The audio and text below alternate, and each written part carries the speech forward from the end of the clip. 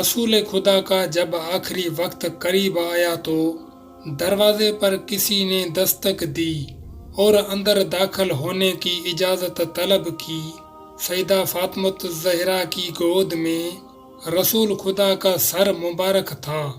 آپ نے اجازت نہ دی۔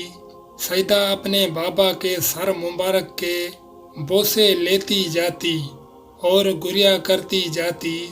دوبارہ دروازہ کھٹکھٹایا گیا تو بی بی نے دروازہ نہ کھولا۔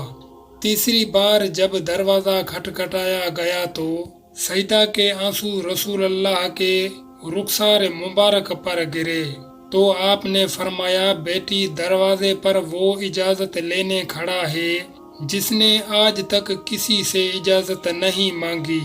بیٹی، یہ تیرے در کا احترام ہے کہ ملک الموت بھی اجازت طلب کر رہا ہے۔ وہ میری روح قبض کرنا چاہتا ہے۔